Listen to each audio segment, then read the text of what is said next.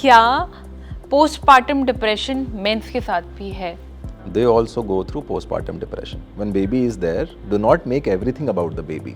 ठीक है, बच्चा should be the second priority. The first priority should be each other. I agreed, but अभी क्या हो गया ना, आई थिंक अगर हमारी ऑडियंस ये देख रही है कि हम क्यों बार बार महिलाओं के इमोशंस के बारे में बात कर रहे हैं जब एक महिला माँ बन रही है तो एक आदमी बाप भी बन रहा है, तो क्या पोस्टपार्टम डिप्रेशन मेंस के साथ भी है? बिल्कुल, मतलब मैं इसका आपको स्टार्ट्स बोल सकता हूँ कि 1 in 10 fathers they also go through postpartum depression. ठीक है, तो ये सिर्फ लेडीज़ के बारे में नहीं है. लेडीज़ में परसेंटेज हायर है, राइट, बट फादर्स में भी, न्यू फादर्स में भी पोस्टपार्टम डिप्रेशन होता है. तो इसके सिम्टम्स क्या हो सकते बट हैं? सिम्टम्स देखिए, सिम्टम्स तो मोस्टली सेम होता है.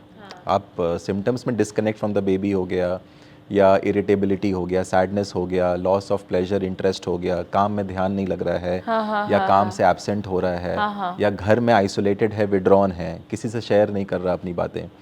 तो लेकिन बस मेन मेंटल हेल्थ के साथ जो प्रॉब्लम है ना, वो मतलब बस न्यू फादर के बाद नहीं है. ओवरऑल जो मेंटल हेल्थ की जो प्रॉब्लम है, एस्केपिज्म बहुत हाई है. ठीक है, मतलब उनके पास जो तौर तरीके हैं ना अपने आप को मैनेज करने का, अपने इमोशंस को एस्केप करने का, वो बहुत ज़्यादा है. ठीक है, अब ड्रिंकिंग हाई हो सकता है. मैंने अक्सर देखा है कि जब प्रेगनेंसी प्लान हो रहा था तो father was very like careful about his health. Drinking वगैरह सब स्टॉप था, स्मोकिंग सब स्टॉप था, क्योंकि मतलब आजकल people are also going for IVF, तो उस समय हेल्थ का बहुत स्पेशल ध्यान रखना पड़ता है, राइट. तो उस समय फादर पूरा एफर्ट डालता है. लेकिन जैसे ही जब एक बार प्रेगनेंसी जब हो जाती है, डिलीवरी हो जाता है, तो सडनली आई हैव सीन कि fathers they have gone into very impulsive behaviour. मतलब excess drinking, gambling, right, excess being outside with friends.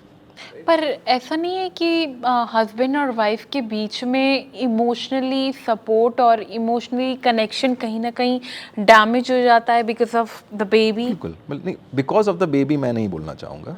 ठीक है, बिकॉज फिर यहाँ हम उसको हम क्योंकि प्रायोरिटीज चेंज हो जाती हैं. मैं ब्लेम नहीं कर रही बेबी को, हाँ, पर प्रायोरिटी चेंज हो जाती है दिस हमारी. Is always a part of our prepartum counselling.